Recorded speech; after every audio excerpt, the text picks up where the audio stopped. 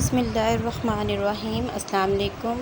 آپ میرے چینل پر نیو ہیں تو آپ سب سے گزارش ہے کہ میرے چینل کو سبسکرائب کیجئے، لائک کیجئے اور کمنٹس میں اپنی رائے کا اظہار کیجئے۔ حضرت خالد بن ولید رضی اللہ تعالیٰ عنہ اسلام کے مایہ جرنیل تھے۔ آپ رضی اللہ تعالیٰ عنہ کے ہاتھوں بے شمار فتوحات ہوئیں۔ اسلام کا پرچم دور دراز کے ملکوں تک پہنچا۔ فتح و نصرت کے جھنڈے گاڑتے ہوئے حضرت خالد بن ولید رومیوں کی طرف بڑھے تو میدان جنگ میں رومیوں کا ایک زبردست پہلوان جو انتہائی طاقتور اور جنگجو تھا، اپنے گھوڑے کو ایڑ لگاتے ہوئے میدان میں آیا اور بلند آواز سے حضرت خالد رضی اللہ تعالیٰ عنہ بن ولید کو للکارتے ہوئے اپنے مقابلے پر بلایا۔ حضرت خالد بن ولید رضی اللہ تعالیٰ عنہ اس رومی کی للکار پر انتہائی تیزی اور پھرتی کے ساتھ لشکر اسلام سے نکل کر اس کی طرف بڑھے۔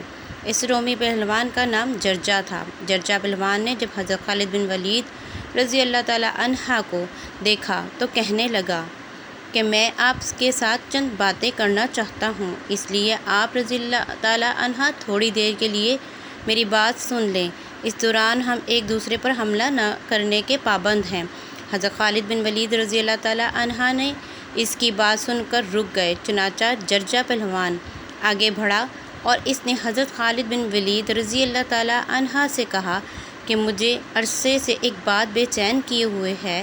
میں امید کرتا ہوں کہ میں جو بھی آپ رضی اللہ تعالیٰ عنہ سے پوچھوں گا آپ مجھے اس کے بارے میں بالکل سچ جواب دیں گے، کیونکہ جھوٹ بولنا بہادروں کا شیوا نہیں ہے، اور میں یہ بھی امید رکھتا ہوں کہ آپ رضی اللہ تعالیٰ عنہ مجھے دھوکہ نہیں دیں گے۔ حضرت خالد بن ولید رضی اللہ تعالیٰ عنہ نے اس سے فرمایا، کہو کیا پوچھنا چاہتے ہو؟ جرجا پہلوان کہنے لگا، آپ رضی اللہ تعالیٰ عنہ مجھے یہ بتائیں گے کہ کیا خدا نے آپ رضی اللہ تعالیٰ عنہ کے پیغمبر صلی اللہ علیہ وآلہ وسلم پر آسمان سے کوئی تلوار اتاری ہے، اور وہ تلوار انہوں نے آپ رضی اللہ تعالیٰ عنہ کو عطا فرمائی ہے کہ آپ رضی اللہ تعالیٰ عنہ جس قوم پر بھی اس کو نکالتے ہیں اس قوم کو شکست دیے بغیر وہ تلوار میان میں نہیں جاتی؟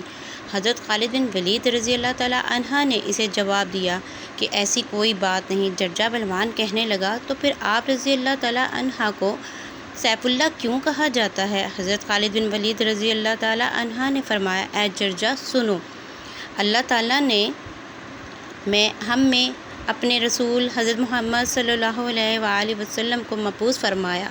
میرا شمار ان لوگوں میں ہوتا تھا جنہوں نے شروع میں حضور نبی کریم صلی اللہ علیہ وآلہ وسلم کی مخالفت کی۔ پھر وہ وقت آیا جب اللہ تعالیٰ نے مجھے ہدایت بخشی اور میں نے حضور نبی کریم صلی اللہ علیہ وآلہ وسلم کی غلامی اختیار کر لی۔ اس وقت حضور سرور کائنات صلی اللہ علیہ وآلہ وسلم نے مجھ سے فرمایا، تم اللہ کی تلواروں میں سے ایک تلوار ہو جس کو اللہ تعالیٰ نے مشرکین پر سونتا ہے۔ حضور اکرم صلی اللہ علیہ وآلہ وسلم نے میری مدد اور کامیابی کے لیے دعا فرمائی، اس لیے میرا نام سیف اللہ ہے اور میں تمام مسلمانوں سے مشرکین پر بہت بھاری اور سخت ہوں۔ یہ سب کچھ حضور نبی کریم صلی اللہ علیہ وسلم کی دعا کی برکت کی وجہ سے ہے۔ یہ سن کر جرجا پہلوان کہنے لگا، میں ایک آخری بات آپ رضی اللہ تعالیٰ عنہ سے پوچھنا چاہتا ہوں، وہ یہ کہ اگر کوئی دین اسلام میں داخل ہو جائے تو اس کی حیثیت آپ لوگوں میں کیا ہوتی ہے؟ حضرت خالد بن ولید رضی اللہ تعالیٰ عنہ نے فرمایا کہ ہماری اور اس کی حیثیت میں کوئی تضاد نہیں ہوتا، ہم سب آپس میں برابر ہوتے ہیں، بلکہ اس داخل ہونے والے کا درجہ ہم سے بھی بڑھ جاتا ہے۔ جرجا پہلوان یہ سنتے ہی اپنے گھوڑے سے نیچے اترا اور کلمہ اسلام پڑھ کر دین اسلام میں داخل ہو گیا۔ حضرت خالد بن ولید اسے لے کر لشکر اسلام میں آئے۔ جرجا نے غسل کیا۔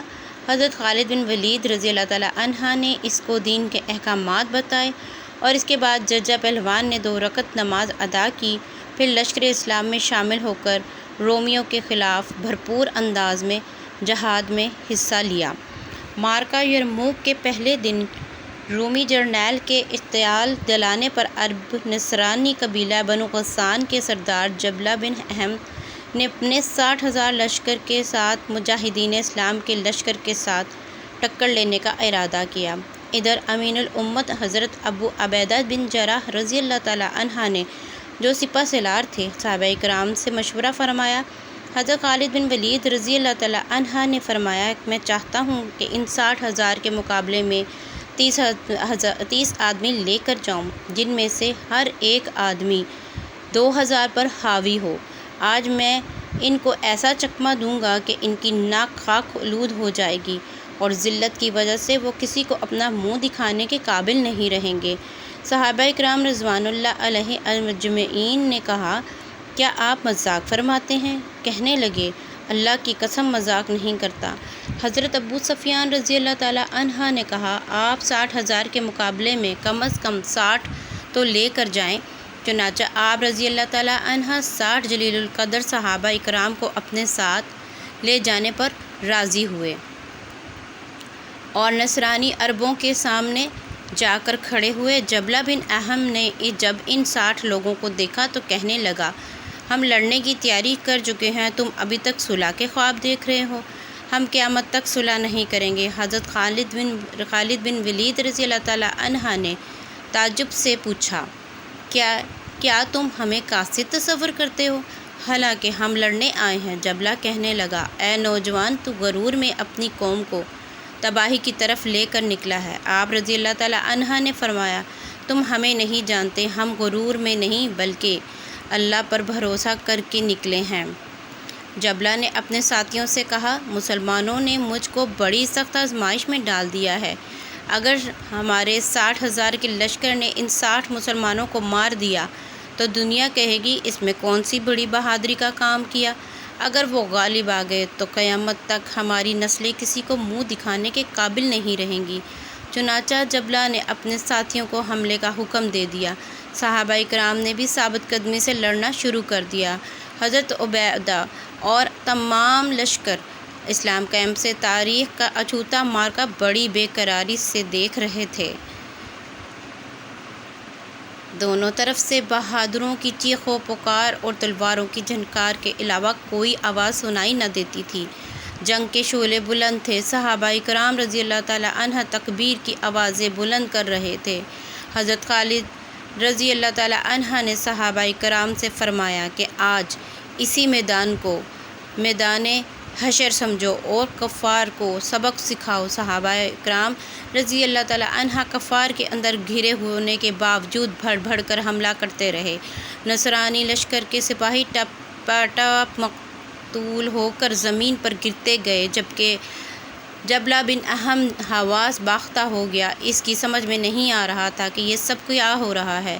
بدحواسی کے عالم میں چیخ چیخ کر اپنے سپاہیوں کو حملے میں شدت کرنے کا حکم دیتا رہا، لیکن اسلامی لشکر کے شیروں نے ان کو بھیڑ بکریوں کی طرح چیڑ پاڑ کر رکھ دیا۔ شام تک صحابہ کرام رضوان اللہ علیہم اجمعین ایسے لڑتے رہے جیسے بالکل تازہ دم ہو اور ابھی لڑائی شروع کی ہو۔ آج اللہ کی تلوار حضرت خالد بن ولید رضی اللہ تعالیٰ عنہ کے اپنے جوہر دکھایا۔